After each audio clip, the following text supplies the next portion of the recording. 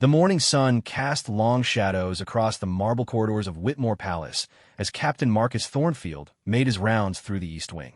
His polished boots echoed against the ancient stones, a sound that had become as familiar to him as his own heartbeat over the past 15 years of service.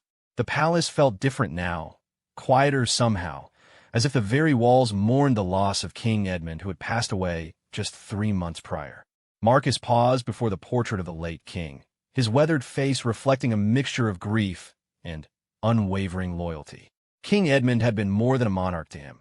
He had been a father figure, a mentor who had pulled a young street orphan from the gutters of London and given him purpose, honor, and a family within these palace walls.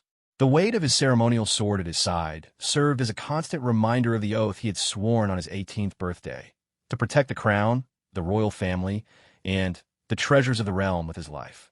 The sound of hurried footsteps interrupted his moment of reflection.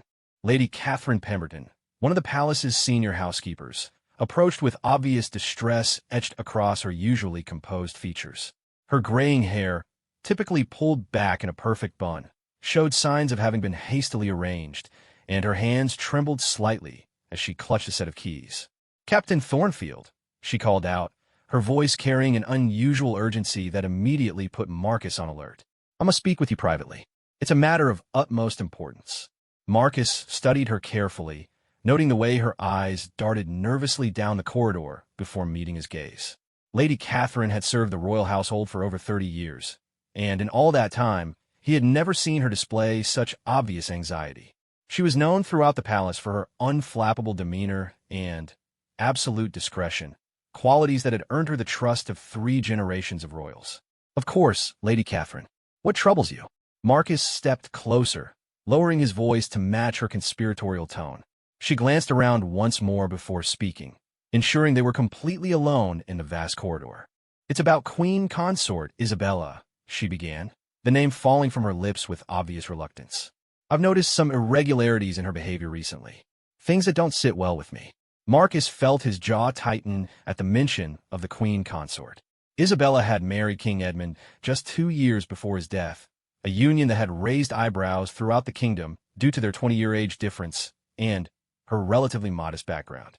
While she had always maintained the proper facade of royal dignity in public, Marcus had observed subtle changes in her demeanor since becoming a widow. There was a restlessness about her now, a calculating gleam in her eyes that hadn't been there during the king's lifetime. "What kind of irregularities?" he asked, though something deep in his gut already told him he wouldn't like the answer. Lady Catherine's voice dropped to barely above a whisper. "She's been making frequent trips to the royal treasury, always alone, always when she thinks no one is watching. Yesterday, I happened to be cleaning the corridor outside when she emerged from the vault carrying what appeared to be a small velvet pouch. When she saw me, she quickly hid it beneath her shawl and claimed she had been praying at King Edmund's memorial display." The revelation hit Marcus like a physical blow. The royal treasury was sacred ground, containing not just the crown jewels but centuries of accumulated royal artifacts, each piece carrying immense historical and monetary value. Access was strictly controlled, with only a handful of people possessing the necessary clearance and keys. As Queen Consort, Isabella technically had the right to enter, but the circumstances Lady Catherine described raised immediate red flags. "Are you certain about what you saw?" Marcus asked, though he already trusted Lady Catherine's observational skills implicitly. "I've served this family for 3 decades, Captain. I know the difference between grief and guilt." Her voice carried the weight of years spent reading the subtle cues of royal behavior. "There's something else. The night before last, I was working late in the linen closets when I heard voices coming from the Queen's private chambers. It was well past midnight, and she was speaking with someone in hushed tones. I couldn't make out the words, but the conversation seemed secretive." Marcus felt his protective instincts surge to the surface. King Edmund had entrusted him with the safety of his household, and that responsibility hadn't ended with the monarch's death. If Isabella was indeed up to something questionable, it was his duty to investigate, regardless of her royal status. "Have you noticed anything missing from the treasury?" he asked, already formulating a plan of action in his mind. Lady Catherine shook her head. "I don't have access to the detailed inventories, but—" She hesitated, as if weighing the wisdom of her next words. "There have been rumors among the staff. Nothing concrete, mind you, but whispers about certain pieces not being in their usual places. The head curator, Mr. Blackwood, has seemed unusually stressed lately, though he claims everything is in order when questioned. The mention of Thomas Blackwood, the Treasury's longtime curator, added another layer of concern. The man was known for his meticulous attention to detail and had never shown signs of stress in all the years Marcus had known him. If he was indeed troubled about something, it likely meant the situation was more serious than anyone had realized. Lady Catherine, I want you to continue your normal duties, but keep your eyes and ears open. Document anything unusual you observe, no matter how insignificant it might seem. Marcus's voice carried the authority of his rank, but also the warmth of genuine appreciation for her loyalty. And please speak of this to no one else. If your suspicions are correct, we need to proceed with extreme caution. She nodded solemnly, understanding the gravity of the situation. What will you do, Captain? Marcus considered his options carefully. Direct confrontation with the Queen Consort would be politically dangerous and potentially disastrous if his suspicions proved unfounded. However, he couldn't ignore his duty to protect the crown's assets, especially when they held such deep personal and historical significance. I'll begin a discreet investigation. We need concrete evidence before any accusations can be made. He paused, his hand instinctively moving to rest on the pommel of his sword. If Queen Consort Isabella is indeed involved in something inappropriate, the consequences will be severe, but we must be absolutely certain. As Lady Catherine departed, Marcus stood alone in the corridor, the weight of responsibility settling heavily on his shoulders. The palace around him suddenly felt less like a home and more like a battlefield where loyalty and duty would be tested against the complex realities of royal politics. He made his way toward the Treasury wing, his mind racing with possibilities and concerns. The late King Edmund's voice seemed to echo in his memory, speaking the words he had often shared during their private conversations about the burdens of leadership. True honor, Marcus, lies not in blind obedience, but in doing what is right, even when it costs us everything. The Treasury corridor was empty as Marcus approached, the heavy wooden doors standing like silent sentinels guarding the kingdom's most precious possessions. He pulled out his own set of keys, granted to him as part of his senior security clearance, and made his way inside. The familiar scent of old wood and metal polish filled his nostrils as he surveyed the carefully arranged displays. Everything appeared to be in its proper place at first glance, but Marcus had learned long ago that the most dangerous deceptions often hid in plain sight. He began a systematic examination of the various cases and cabinets, looking for any signs of disturbance or irregular access. His trained eye caught subtle details that others might miss. A slightly askew lock, dust patterns that didn't quite match, small scratches on metal that suggested recent handling. As he worked, memories of King Edmund flooded back. He remembered the pride in the old monarch's voice as he had shown Marcus through the Treasury on his first day as a senior guard, explaining the history and significance of each piece. The king had spoken of these treasures not as mere objects of value, but as tangible connections to the kingdom's past and future. These jewels have witnessed coronations, celebrations, and times of great trial, King Edmund had said, his weathered hands gently touching a display case containing a magnificent diamond tiara. They represent the continuity of our monarchy, the trust our people place in the crown. Anyone who would harm or exploit these treasures harms the very soul of our nation. The weight of those words felt heavier now as Marcus continued his investigation. If Isabella was indeed betraying that trust, the implications went far beyond simple theft. She would be violating the sacred bond between the monarchy and its people, a betrayal that could shake the very foundations of the kingdom's stability. His examination was interrupted by the sound of approaching footsteps. Marcus quickly but quietly moved toward the entrance, positioning himself where he could observe without being immediately noticed. Through the partially open door, he saw a familiar figure approaching, Queen Consort Isabella herself, moving with the careful grace that had first caught King Edmund's attention at a diplomatic reception 3 years earlier. Even now, Marcus had to admit she was strikingly beautiful. Her dark hair was perfectly arranged despite the early hour, and her elegant morning dress spoke of refined taste and attention to detail. But as he watched her approach the treasury, he noticed something that chilled him to the bone. The calculated way she glanced around to ensure she was unobserved, the subtle tension in her posture that suggested she was engaged in something she knew was wrong. Isabella paused at the treasury entrance, her hand resting on the ornate door handle as she seemed to steel herself for whatever she planned to do inside. In that moment, Marcus saw past the carefully constructed facade of royal dignity to something darker underneath. This wasn't the behavior of a grieving widow seeking comfort among her late husband's possessions. This was the careful planning of someone with ulterior motives. The realization hit him like a thunderbolt. Lady Catherine's suspicions were not only correct, they might actually underestimate the scope of Isabella's deception. As he watched the Queen Consort enter the treasury with the confident movements of someone very familiar with its layout, Marcus knew that his life was about to become infinitely more complicated. He remained hidden, observing as Isabella moved directly to a specific case containing some of the kingdom's most valuable pieces. Her movements were efficient and purposeful, lacking any hesitation that might suggest she was simply browsing or reminiscing. She produced a small key from her dress pocket and opened the case with practiced ease, removing what appeared to be an ornate necklace that had belonged to Queen Edmund's first wife. The sight of Isabella handling Queen Margaret's wedding necklace sent a surge of anger through Marcus that he struggled to control. Queen Margaret had died in childbirth 15 years earlier, and the necklace had been one of King Edmund's most treasured mementos of their love. To see it being removed so callously by his second wife felt like a desecration of sacred ground. Isabella carefully wrapped the necklace in a piece of silk cloth and tucked it into a hidden pocket of her dress. She then rearranged the remaining items in the case to disguise the absence, demonstrating a level of planning that suggested this was far from her first such theft. The casual efficiency of her actions spoke of someone who had been systematically looting the treasury over an extended period.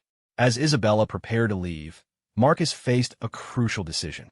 He could confront her immediately, but without additional evidence or witnesses, it would be his word against that of a queen consort. Alternatively, he could continue to observe and gather more concrete proof of her activities, but this would mean allowing additional thefts to occur while he built his case. The sound of Isabella's footsteps moving toward the exit forced him to make a quick choice. Marcus quietly retreated deeper into the shadows of the treasury, allowing her to pass without detection. As her footsteps faded down the corridor, he emerged from his hiding place with his mind made up. He would document everything he had witnessed and begin building an airtight case against the queen consort. But first, he needed to examine the case she had accessed. Moving quickly to the display that had contained Queen Margaret's necklace, Marcus carefully noted the rearranged items and the subtle signs that something was missing. He pulled out a small notebook he always carried and began sketching the scene, documenting the evidence with a thoroughness that had made him one of the kingdom's most respected guards. As he worked, the magnitude of the situation became increasingly clear. This wasn't just about missing jewelry or even grand theft. It was about the fundamental integrity of the monarchy itself. If word of Isabella's actions became public without proper handling, it could trigger a scandal that would rock the kingdom to its core. The morning sun had climbed higher during his investigation, and Marcus knew that soon the palace would be bustling with the normal activities of daily life. He needed to return to his regular duties while processing what he had learned and planning his next moves. But as he prepared to leave the treasury, one thought dominated his mind. King Edmund had trusted him to protect everything the crown represented, and he would not fail in that sacred duty, no matter what personal cost it might entail. Walking back through the palace corridors, Marcus felt the weight of knowledge settling on his shoulders like a heavy cloak. The familiar surroundings now seemed charged with new significance. Every shadow potentially hiding secrets. Every conversation potentially masking deception. The palace he had called home for 15 years had become a place where he must move carefully, watching and waiting for the right moment to act. The challenge ahead would test not only his skills as a guard, but his wisdom as a man who understood the delicate balance of power within the royal household. He would need to be patient, methodical, and above all, absolutely certain of his facts before making any move against the queen consort. The kingdom's future might well depend on how carefully he handled the explosive situation he had uncovered. 3 days had passed since Marcus first witnessed Queen Consort Isabella's theft from the royal treasury, and The weight of his secret knowledge had begun to affect every aspect of his daily routine. Sleep came in fragments, interrupted by dreams of King Edmund's disappointed face and scenarios where his investigation went terribly wrong. During his waking hours, he found himself scrutinizing every interaction with the Queen Consort, searching for additional signs of her deception while maintaining the respectful facade his position demanded. The palace's morning briefing was taking place in the guards' hall, a spacious room lined with portraits of previous guard commanders dating back 3 centuries. Marcus stood at attention with his fellow officers as they received their daily assignments, but his mind was focused on the small leather notebook hidden in his breast pocket. Over the past 72 hours, he had documented 17 separate suspicious activities involving the Queen Consort, ranging from unusual late-night movements through the palace corridors to clandestine meetings with individuals who had no apparent official business with the royal household. Captain Thornfield called out Commander James Aldridge, the elderly head of palace security whose graying beard and stern demeanor commanded immediate respect from all who served under him. You'll be assigned to the royal escort detail for Queen Consort Isabella's scheduled visit to the Kensington Gallery this afternoon. Marcus felt his pulse quicken. This assignment could provide the perfect opportunity to observe Isabella's behavior outside the palace walls, potentially revealing more about her activities and associations. Yes, sir. What is the nature of Her Majesty's visit to the gallery? She's attending a private viewing of recently acquired Renaissance pieces. Lord Pemberton will be hosting the event, and several prominent collectors will be in attendance.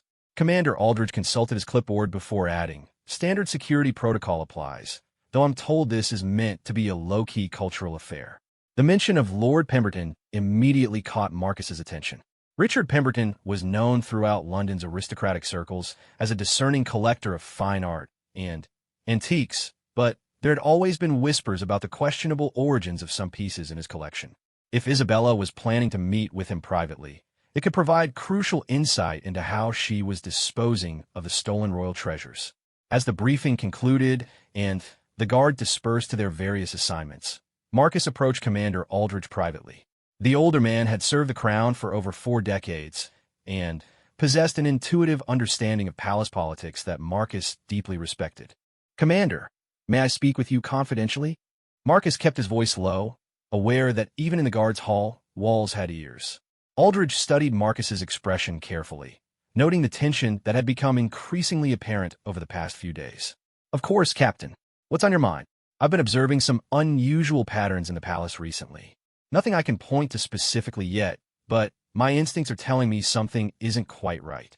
Marcus chose his words carefully, wanting to gauge his superior's reaction without revealing the full extent of his knowledge.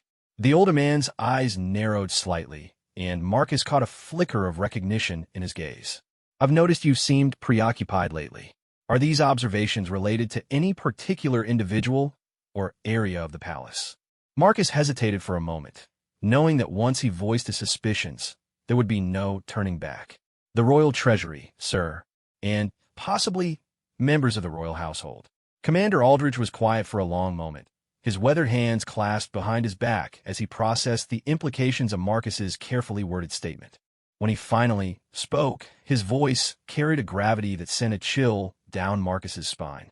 "Captain, what I'm about to tell you must remain strictly between us for now. Over the past month, I've received 2 separate inquiries from auction houses in London regarding the potential sale of items matching the descriptions of pieces from our royal collection. Both inquiries were made through intermediaries, making it impossible to trace the actual source. The revelation hit Marcus like a physical blow. If auction houses were already being contacted about royal treasures, it meant Isabella's activities were far more advanced than he had realized. The scope of her betrayal was expanding beyond simple theft into what amounted to a systematic looting of the kingdom's cultural heritage. "What did you tell them, sir?" "I instructed them to contact us immediately if anyone attempted to consign items matching those descriptions. So far, nothing concrete has materialized, but the inquiries themselves were deeply troubling." Commander Aldridge paused, studying Marcus's face intently. "I take it your recent observations may be related to these incidents?" Marcus nodded grimly. "I believe so, sir. I think we may be dealing with a situation that goes to the very heart of the royal household."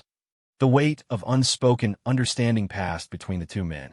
Both had served the crown long enough to understand the delicate nature of investigating potential wrongdoing by members of the royal family.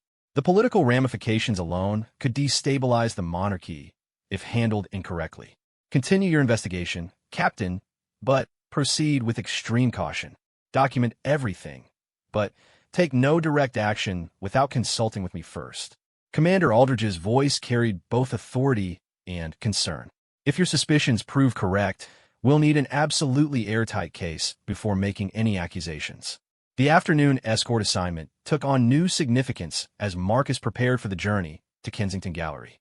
He selected his most experienced team members for the detail, men whose discretion and observational skills he trusted implicitly. Sergeant William Hayes, a 15-year veteran with an uncanny ability to read people's intentions, would serve as a second-in-command. Corporal David Mitchell, younger but possessed of exceptional attention to detail, would handle perimeter security. As they waited in the palace courtyard for Queen Consort Isabella to emerge, Marcus briefed his team on the importance of remaining alert to any unusual interactions or behaviors during the gallery visit. He couldn't reveal the specific nature of his concerns, but he impressed upon them the need for heightened awareness of their surroundings and the people with whom the Queen Consort might interact. Isabella appeared at precisely 2 o'clock, dressed in an elegant navy blue ensemble that spoke of refined taste and royal dignity.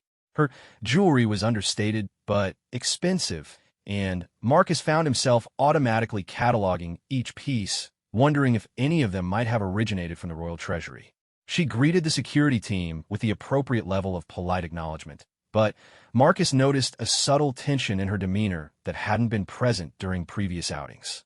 The journey to Kensington Gallery passed without incident, though Marcus observed that Isabella seemed unusually focused on the passing London streetscape, as if she were memorizing landmarks or planning future routes. Her behavior suggested someone who was acutely aware of her surroundings in a way that went beyond normal royal caution.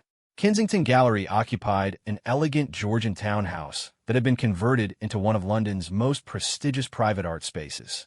Lord Pemberton greeted them at the entrance with the obsequious charm that had made him a fixture in aristocratic social circles. Marcus noted the way Isabella's posture relaxed slightly upon seeing their host, suggesting a level of familiarity that went beyond casual social acquaintance. "Your Majesty, how wonderful to see you again so soon," Lord Pemberton said as he kissed Isabella's hand with practiced gallantry. The phrase "so soon" immediately caught Marcus's attention, implying recent contact that hadn't been part of any official royal schedule. "Lord Pemberton, thank you for arranging this private viewing. I'm particularly eager to see the new acquisitions you mentioned." Isabella's response carried a subtle emphasis on certain words that suggested an underlying meaning known only to the two of them. As they entered the gallery, Marcus positioned himself where he could observe both the Queen Consort and her interactions with other attendees while maintaining appropriate security protocols. The space was filled with perhaps 20 individuals, mostly well-dressed collectors and art enthusiasts who moved through the displays with the reverent appreciation of true connoisseurs. Isabella moved through the gallery with apparent interest in the artwork, but Marcus noticed that her attention seemed particularly drawn to smaller, portable pieces rather than the larger paintings that dominated most of the wall space. She spent considerable time examining a display case containing antique jewelry and decorative objects, engaging in detailed conversation with Lord Pemberton about the provenance and value of various items. "The craftsmanship on these pieces is extraordinary," Isabella remarked, her voice carrying clearly across the gallery space. "I imagine collectors would pay quite handsomely for items of this quality." Lord Pemberton's response was equally measured but loaded with significance. "Indeed, Your Majesty. The market for exceptional pieces is quite robust at the moment. Discretion is, of course, paramount in all such transactions." Marcus felt his jaw clench as the implications of their conversation became clear. They were discussing the sale of valuable items using carefully coded language that would sound innocent to casual observers, but carried a very different meaning to those involved in the illegal transaction. The afternoon continued with Isabella making the rounds of various displays and engaging in polite conversation with other attendees. However, Marcus noticed that she repeatedly returned to speak privately with Lord Pemberton, often positioning themselves near displays where their conversation will be masked by the ambient noise of other gallery visitors. During one such conversation, Marcus managed to position himself close enough to overhear fragments of their discussion. The words, "next week," "usual arrangements," and "additional pieces" drifted to his ears, confirming his worst suspicions about the nature of their relationship. As the event drew to a close, Lord Pemberton approached Isabella with what appeared to be a small wrapped package, roughly the size that might contain a piece of jewelry. The exchange was handled with such casual efficiency that most observers would have assumed it was simply a gift or memento from the gallery visit. "A small token of appreciation for your continued patronage, Your Majesty," Lord Pemberton said with a smile that didn't quite reach his eyes. Isabella accepted the package gracefully, slipping it into her handbag with practiced ease. "How thoughtful of you, Lord Pemberton. I look forward to our next meeting." The return journey to the palace passed in tense silence, with Marcus's mind racing as he processed the implications of what he had witnessed. The coded conversation, the mysterious package, and the obvious familiarity between Isabella and Lord Pemberton painted a clear picture of an ongoing criminal conspiracy involving the systematic theft and sale of royal treasures. Back at the palace, Marcus immediately sought out Commander Aldridge to report his findings. The older man listened with growing concern as Marcus detailed the suspicious interactions he had observed at the gallery. "This is worse than we initially suspected," Commander Aldridge said grimly after hearing the full report. "If Lord Pemberton is involved, it means we're dealing with a sophisticated network rather than simple opportunistic theft." Marcus nodded, pulling out his notebook to review the details he had recorded. The package exchange was particularly troubling. It seemed too well rehearsed to be a first-time occurrence. "We need to move quickly, but carefully," Commander Aldridge decided. "I want you to increase surveillance on Queen Consort Isabella's activities, but do so without raising any suspicions. Meanwhile, I'll begin making discreet inquiries about Lord Pemberton's recent acquisitions and any connections he might have to auction houses or private dealers." As evening fell over the palace, Marcus found himself standing once again before King Edmund's portrait, seeking guidance from his departed mentor's painted eyes. The investigation had reached a critical juncture, with enough evidence to confirm serious wrongdoing, but not yet sufficient to take decisive action. The weight of responsibility felt heavier than ever as Marcus contemplated the challenges ahead. He was no longer just investigating theft. He was uncovering a conspiracy that threatened the very integrity of the monarchy. The decisions he made in the coming days would have implications far beyond his own career or even the fate of Queen Consort Isabella. The palace around him seemed to hold its breath, as if the ancient stones themselves understood that momentous events were about to unfold within their walls. Tomorrow would bring new challenges and new discoveries, but tonight Marcus could only prepare himself for the difficult path that lay ahead, knowing that his loyalty to King Edmund's memory and his duty to the crown would guide him through whatever darkness awaited. The breakthrough Marcus had been waiting for came at 3 in the morning on a fog-shrouded Tuesday, exactly 1 week after his suspicions about Queen Consort Isabella had first been aroused. He had been conducting a routine night patrol through the palace's east wing when he noticed a faint light emanating from beneath the door of the royal study, a room that should have been empty at such an hour. Moving with the silent precision that had made him one of the palace's most effective guards, Marcus approached the study carefully, his hand instinctively moving to rest on his sword hilt. The muffled sound of voices reached his ears, confirming that the light wasn't simply the result of a servant forgetting to extinguish a lamp. As he drew closer, he recognized Isabella's distinctive voice, though her tone carried a sharp urgency he had never heard before. "This cannot continue," Isabella was saying, her words barely audible through the heavy oak door. "The risks are becoming too great, and I cannot afford to have my activities discovered." A man's voice responded, one that Marcus didn't immediately recognize, but that carried the refined accent typical of London's upper class. "Your Majesty, the arrangements we've made have been entirely successful thus far. My contacts are discreet, and the payments have been substantial. Surely a few more transactions." "You don't understand the pressure I'm under," Isabella interrupted, her voice rising slightly before she caught herself and lowered it again. "The new king will be taking a more active interest in the royal assets, and there are already members of the household staff asking uncomfortable questions." Marcus felt his pulse quicken at the mention of uncomfortable questions. It seemed his investigation hadn't been as discreet as he had hoped, or perhaps Isabella's guilty conscience was making her paranoid about normal palace activities. The conversation continued, with the unknown man apparently trying to persuade Isabella to continue their arrangement, while she expressed increasing concern about the risks involved. Marcus strained to catch every word, knowing that this might be the evidence he needed to build a conclusive case against the Queen Consort. The Pemberton pieces have already generated significant interest, the man was saying. My buyers are prepared to pay premium prices for items of royal provenance, though obviously the true origins must remain confidential. I understand the financial benefits, Isabella replied testily. But the personal costs are becoming unbearable. Living with this constant fear of discovery is affecting my ability to perform my royal duties convincingly.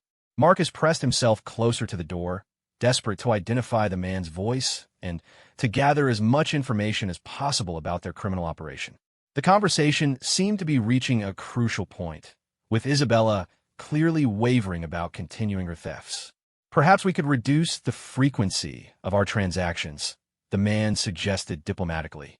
Focus only on the most valuable pieces, those whose absence would be less likely to be noticed immediately.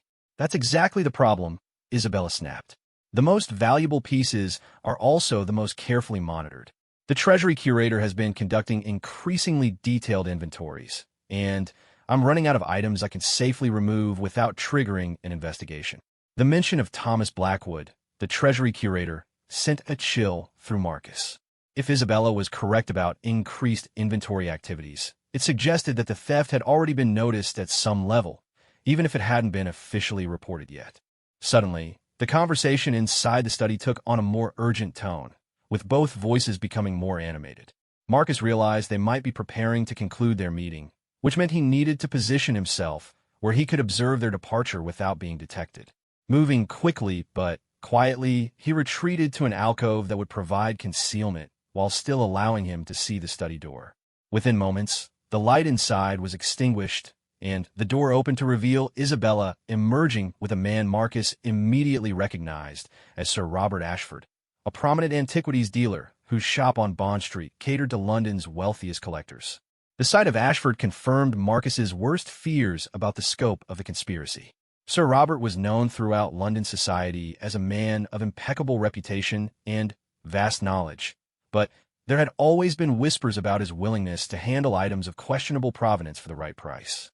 His involvement suggested that Isabella's thefts were being channeled through one of the city's most sophisticated networks for disposing of stolen artifacts. Isabella and Ashford parted with minimal conversation, clearly anxious to avoid being seen together. Ashford departed through a side entrance that led to the palace's delivery areas, while Isabella made her way toward the royal apartments. Marcus waited several minutes before following her path, ensuring that she had indeed retired for the night before beginning his own return to the guards' quarters. Sleep was impossible after what he had witnessed.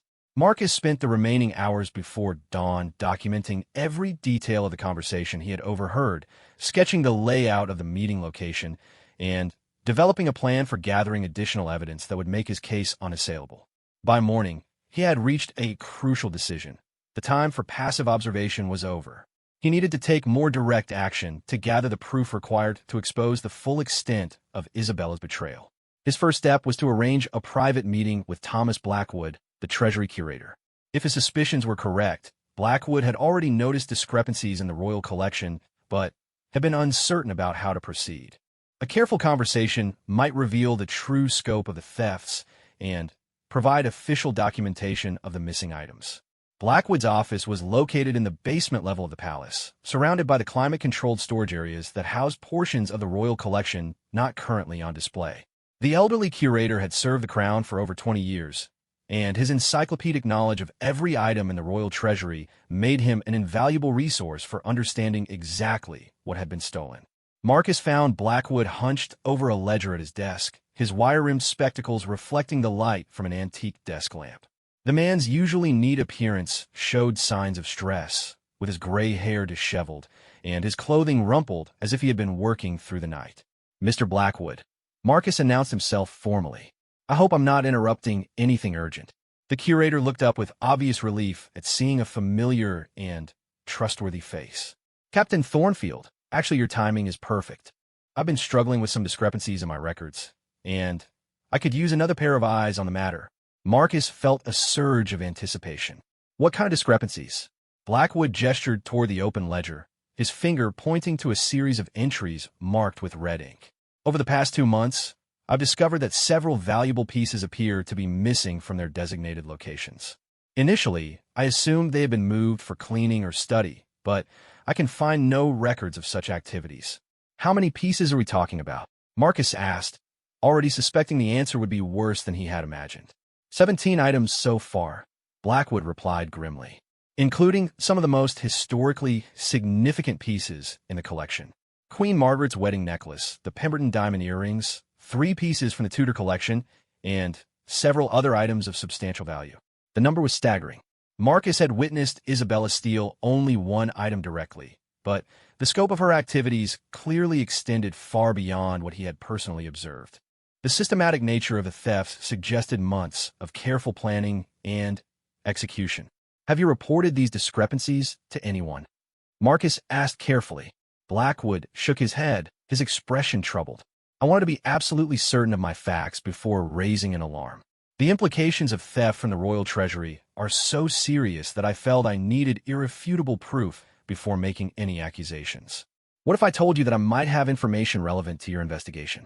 Marcus chose his words carefully, wanted to share enough information to gain Blackwood's cooperation without revealing the full extent of his own investigation. The curator's eyes widened behind his spectacles. You've observed something suspicious. Marcus made a decision that would commit him to a course of action from which there would be no retreat. Mr. Blackwood, what I'm about to tell you must remain strictly confidential until we decide how to proceed. I have reason to believe that someone with authorized access to the treasury has been systematically removing items for personal gain. The blood drained from Blackwood's face as the implications became clear. You're talking about someone from the royal household itself.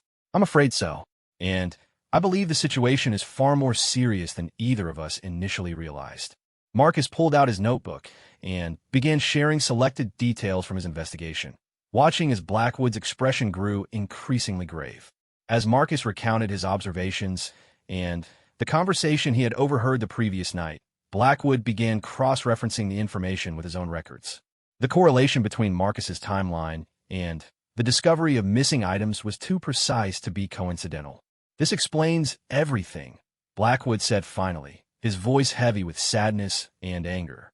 I couldn't understand how someone could gain access to the treasury without leaving any trace, but if the thief has legitimate access, we need to gather more evidence before taking any action, Marcus cautioned. The political ramifications of accusing a member of the royal family require absolute certainty. Blackwood nodded, his professional demeanor reasserting itself despite his emotional response to the situation. What do you need from me? First, I need a complete and detailed list of every missing item, including photographs and documentation of their historical significance. Second, I need you to help me devise a way to monitor future access to the treasury without alerting the perpetrator.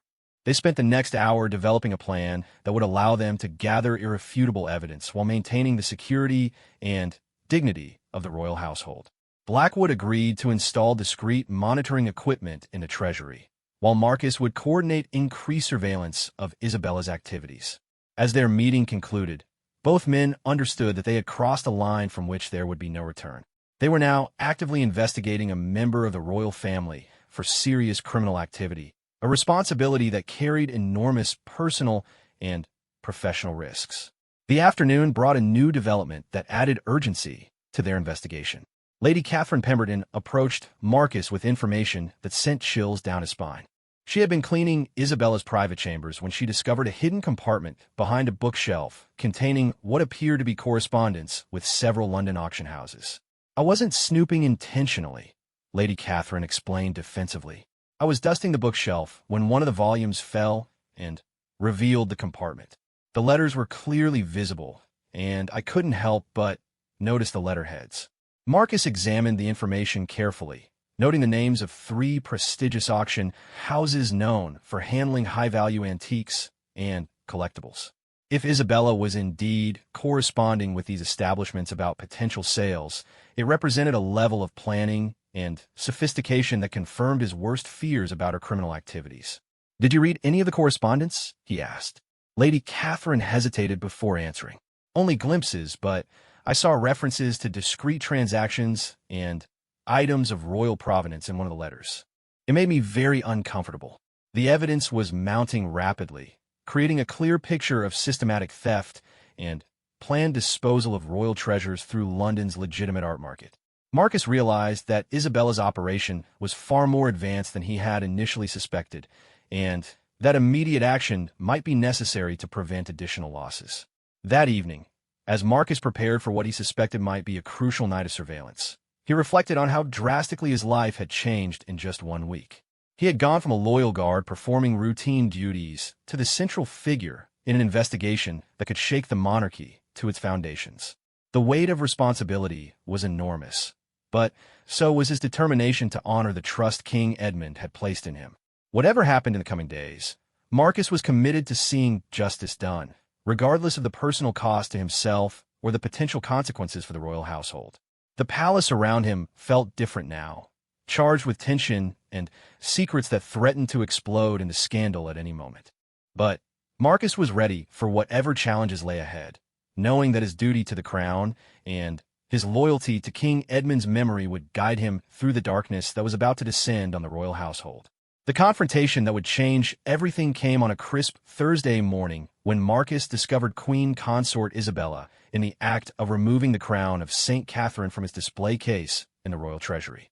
The ancient crown, encrusted with emeralds and diamonds and dating back to the 14th century, was not only priceless but held profound spiritual significance as the coronation crown used by every queen consort for over 6 centuries.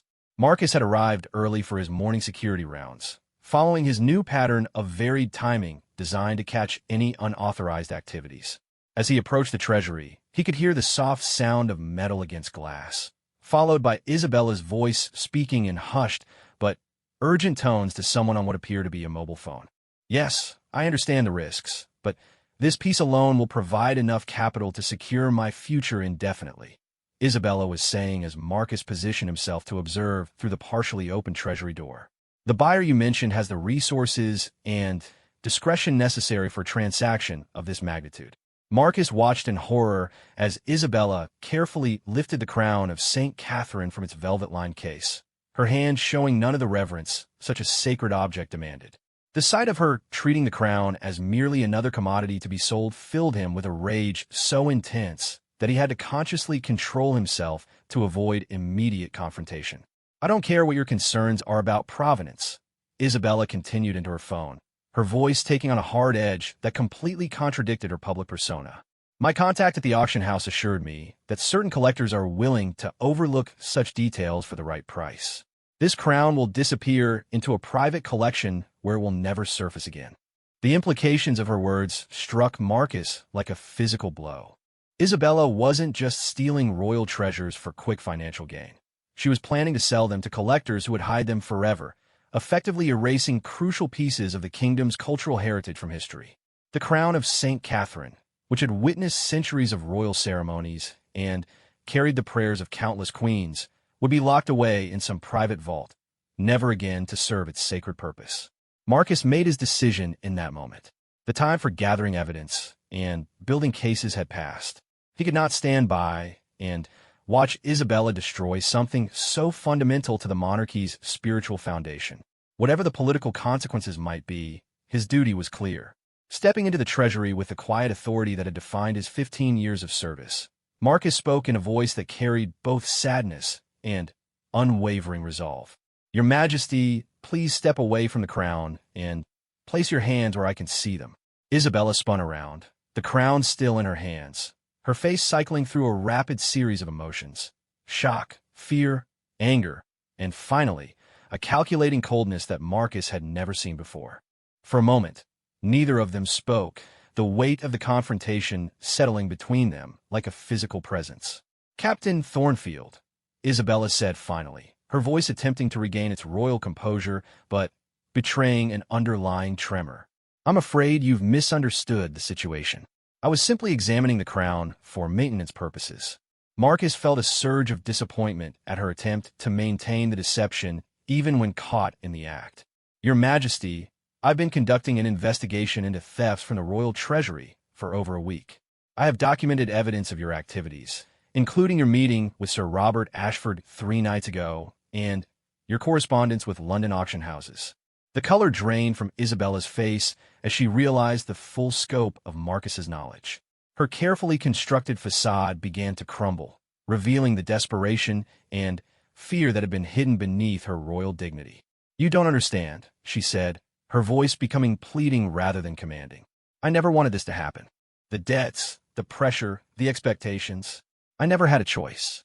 There is always a choice, Your Majesty. Marcus replied firmly, his hand moving to rest on his radio to call for backup. You chose to betray the trust King Edmund placed in you. You chose to steal from the people of this kingdom. And you chose to destroy pieces of our shared heritage for personal gain. Isabella's expression hardened again, and Marcus saw a flash of the cunning that had allowed her to carry out her thefts for so long. And what exactly do you think you could do about it, Captain? I am still the Queen Consort. My word carries infinitely more weight than that of a palace guard, regardless of your supposed evidence. The challenge in her voice represented everything Marcus had come to despise about those who abuse positions of trust and authority. His response came from 15 years of unwavering loyalty to principles that transcended rank or title. Your Majesty, by the authority vested in me as captain of the Royal Guard and protector of the Crown's assets, I am placing you under arrest for theft of royal property, conspiracy to commit fraud, and violations of your oath to the Crown. Marcus's voice carried the full weight of his office as he spoke words he had never imagined he would need to say to a member of the royal family. Isabella's reaction was immediate and desperate. You cannot arrest me. I am royalty. This is treason. No, Your Majesty. Marcus replied with quiet dignity. Treason is betraying the trust of the Crown and the people it serves. Treason is selling the sacred symbols of our monarchy to the highest bidder. What I am doing is upholding my oath to protect the realm from all threats, both foreign and domestic. The confrontation was interrupted by the arrival of Commander Aldridge, accompanied by 2 senior guards who had responded to Marcus's radio call. The older man's face showed both sadness and grim determination as he took in the scene. Isabella still holding the crown of St. Catherine, Marcus standing at attention with his hand on his weapon, and the obvious tension that filled the sacred space. Queen Consort Isabella, Commander Aldridge said formally, his voice carrying the authority of 4 decades of service. I must ask you to surrender the crown and accompany us for questioning. Isabella looked between the 3 guards, finally, understanding that her situation had moved beyond any possibility of talking her way out. The weight of discovery seemed to settle on her shoulders, and for the first time, Marcus saw her as she truly was, not a regal figure or a criminal mastermind, but a desperate woman who had made increasingly poor choices that had led her to this moment of reckoning. The letters, she said suddenly, her voice barely above a whisper. You found the letters in my chambers. Among other evidence, Commander Aldridge confirmed. We have documented proof of 17 separate thefts, including detailed records of your communications with dealers and auction houses. This investigation has been thorough and comprehensive. Isabella carefully placed the crown of St. Catherine back in its case, her hands shaking slightly as she performed what would be her final act as Queen Consort. I suppose there's no point in maintaining pretenses any longer. What followed was a confession that revealed the full scope of Isabella's betrayal and the complex web of financial pressures that had driven her to such desperate measures.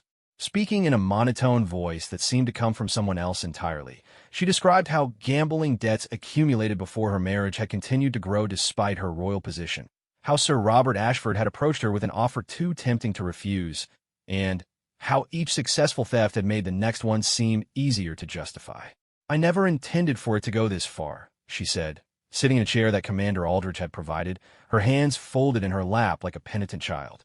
At first, it was just one small piece to pay off immediate debts.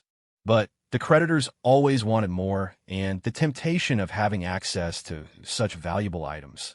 Marcus listened to her confession with a mixture of professional satisfaction and personal sadness. The woman describing her crimes bore little resemblance to the gracious Queen Consort who had charmed King Edmund and the British public.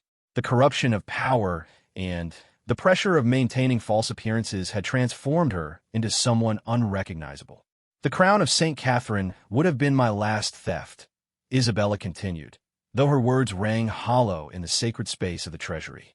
The buyer was offering enough money to clear all my debts and provide security for the future. I convinced myself that it was justified, that one missing crown wouldn't really matter in the grand scheme of things.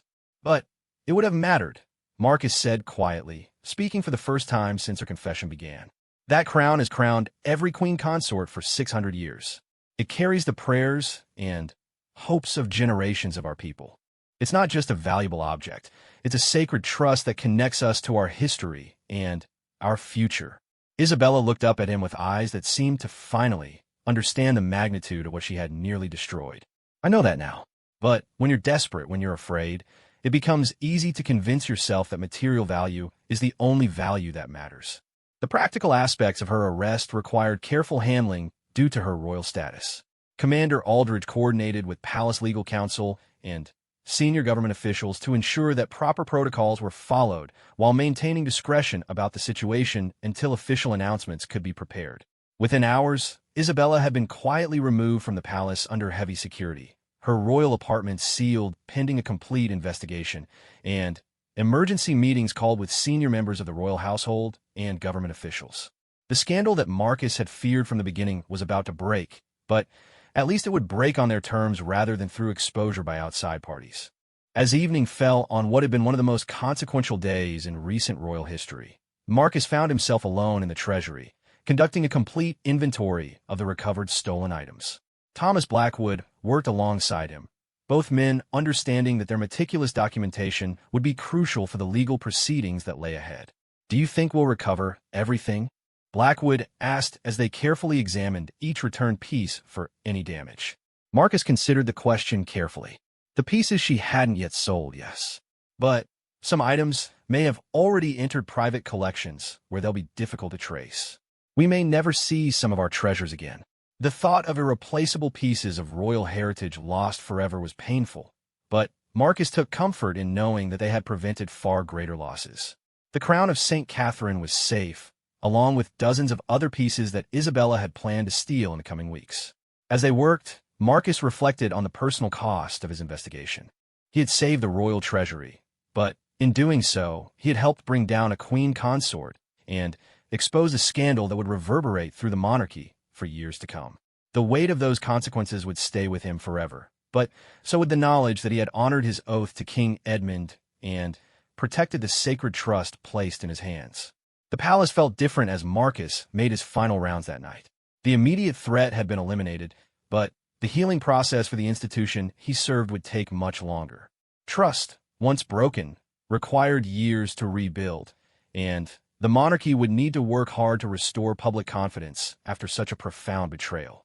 But as Marcus looked up at King Edmund's portrait one last time before returning to his quarters, he felt a sense of peace. He had done his duty, whatever the cost. The crown would survive this crisis, as it had survived so many others throughout its long history. And perhaps, in time, the lessons learned from this dark chapter would make the monarchy stronger and more resilient than ever before. 6 months after Isabella's arrest and the subsequent revocation of her royal title, Marcus stood in the newly renovated royal treasury, watching as the recovered stolen artifacts were ceremonially returned to their rightful places. The investigation that had begun with his suspicions about missing jewelry had ultimately exposed one of the most significant royal scandals in modern British history, but it had also led to comprehensive reforms that strengthened the monarchy's integrity and public trust. The formal ceremony taking place that morning was attended by the new King James, who had assumed the throne following a period of careful constitutional deliberation about the succession. Unlike the private, almost secretive atmosphere that had characterized Isabella's reign, King James had insisted on transparency and public accountability in all matters relating to the royal household and its treasures. Captain Thornfield, the new monarch, addressed Marcus directly as they stood before the restored crown of St. Catherine display. Your courage in exposing this betrayal of trust has not only saved irreplaceable pieces of our national heritage, but has also provided an opportunity to strengthen the safeguards protecting our cultural legacy for future generations. Marcus felt a deep sense of satisfaction as he observed the careful reverence with which each recovered piece was being handled. Thomas Blackwood, now serving as senior curator with expanded authority over treasury security, supervised the placement of Queen Margaret's wedding necklace in its proper display case. The necklace had been recovered from Sir Robert Ashford's shop just days before it was scheduled to be sold to a private collector in Switzerland. The legal proceedings against both Isabella and her co-conspirators have been handled with a delicate balance between justice and discretion. Isabella, now known simply as Mrs. Isabella Marchmont, following the formal revocation of her royal titles, had been sentenced to 7 years in prison after pleading guilty to multiple counts of theft and fraud. Her confession and cooperation in recovering stolen items had resulted in a reduced sentence, but the symbolic impact of seeing a former queen consort in handcuffs had sent shockwaves throughout British society. Sir Robert Ashford's case had been more complex, involving charges of receiving stolen goods, conspiracy to commit fraud, and operating an illegal antiquities trafficking network. His prestigious Bond Street gallery had been shuttered permanently, and investigators had discovered evidence linking him to questionable transactions involving artifacts from museums and private collections throughout Europe. His sentence of 12 years reflected both the scope of his criminal activities and his role as the mastermind behind the operation that had corrupted Isabella. The ripple effects of the scandal had extended far beyond the immediate legal consequences. Parliament had commissioned a comprehensive review of royal household security protocols, resulting in new legislation that created independent oversight of royal assets and established mandatory background checks for all individuals granted access to crown property. The reforms have been welcomed by the public as evidence that the monarchy was serious about preventing future abuses of trust. For Marcus personally, the months following Isabella's arrest had been a period of intense scrutiny and professional recognition. His investigation had been praised by law enforcement officials, constitutional scholars, and the media as a model of how duty and integrity could triumph over political considerations and personal loyalty. He had been promoted to Deputy Commander of Palace Security and awarded the Order of the British Empire for his service to the Crown. But the personal cost of his actions continued to weigh on him. The investigation had required him to betray the trust of someone he had sworn to protect, even though the betrayal was ultimately in service of a higher duty. The complexity of his emotions about Isabella's downfall reminded him daily that moral clarity often came at the price of personal anguish. Lady Catherine Pemberton approached Marcus as the ceremony continued, her expression reflecting the same mixture of satisfaction and sadness that had characterized the entire household since the scandal broke. Her role in providing crucial evidence had been acknowledged privately, though her preference for discretion meant that her contribution remained largely unknown to the public. "It's strange, isn't it?" she said quietly as they watched King James examine a recovered Tudor-era chalice that Isabella had been planning to steal. 6 months ago, this palace felt like it was built on secrets and deception. Now, even with all the changes and new security measures, it feels more honest than it has in years. Marcus nodded, understanding exactly what she meant. The investigation had been traumatic for everyone involved, but it had also cleared the air of suspicions and whispered concerns that had been building for months. The royal household now operated with a transparency and accountability that, while sometimes awkward, had restored confidence among staff and the public alike. "Have you heard anything about how she's adjusting to prison?" Lady Catherine asked, lowering her voice even further. Marcus had indeed received periodic reports about Isabella's situation, though he rarely discussed them with anyone. "She's reportedly doing as well as can be expected. She's been participating in educational programs and has apparently found some measure of peace in accepting responsibility for her actions." The truth was more complex than that simple summary suggested. Prison reports indicated that Isabella had struggled initially with the dramatic change in circumstances, but had gradually adapted to her new reality with the resilience that had first attracted King Edmund's attention. She had begun working as a tutor for other inmates seeking to improve their education, finding purpose in helping others better themselves despite her own fall from grace. Thomas Blackwood joined their conversation, his demeanor reflecting the professional satisfaction of someone who had seen his life's work validated and protected. The new security protocols he had helped design were already being adopted by museums and cultural institutions throughout the Commonwealth as a model for protecting irreplaceable artifacts. "The inventory system is working perfectly," he reported to Marcus. "Every item is now tracked with digital precision, and the new access controls make it virtually impossible for unauthorized removal to occur without immediate detection." The technological improvements were impressive, but Marcus knew that the most important changes weren't technological, but cultural. The scandal had reminded everyone associated with the royal household that their positions carried sacred responsibilities that transcended personal ambitions or financial pressures. The oath of service that Marcus had taken 15 years earlier now carried additional weight for everyone who worked within the palace walls. King James concluded his remarks by announcing the establishment of the Edmund Memorial Foundation, a charitable organization dedicated to preserving British cultural heritage and providing education about the historical significance of royal artifacts. The foundation would be funded partly through the sale of recovered items that were duplicates or of lesser historical significance, with Isabella's cooperation in providing a complete accounting of her activities, making such determinations possible. "This foundation will ensure that the tragedy of recent events serves a positive purpose," the king declared. "Future generations will benefit from enhanced protection of our shared heritage and better understanding of why these artifacts matter to our national identity." As the ceremony concluded and the various officials and dignitaries departed, Marcus found himself alone with his thoughts in the treasury that had become the center of his life for the past 6 months. The familiar displays looked different now, not just because of improved lighting and security features, but because they carried the additional weight of having survived a serious threat to their existence. His radio crackled with a routine security report from one of his subordinates, reminding him that life in the palace continued with its endless cycle of ceremonies, official functions, and daily maintenance of traditions that stretched back centuries. But the routine felt different now, more meaningful somehow because everyone involved understood more clearly why their work mattered. Commander Aldridge, who had announced his retirement effective at the end of the year, approached Marcus with the measured stride that had characterized his 4 decades of service. The older man's decision to step down had surprised no one, given the stress of managing the investigation and its aftermath, but his departure would mark the end of an era for palace security. "Any regrets about how things turned out?" the commander asked as they stood together surveying the treasury. Marcus considered the question carefully, as he had many times over the past months. About exposing the thefts? Never. About the personal destruction it caused? That's more complicated. Leadership often requires making decisions that cause pain to prevent greater harm, Commander Aldridge observed. "You chose to protect the institution over protecting an individual, even when that individual held a position you were sworn to honor. That's the kind of moral courage that defines true service." The conversation was interrupted by the arrival of a young woman Marcus didn't recognize, accompanied by Thomas Blackwood, who was clearly serving as her guide.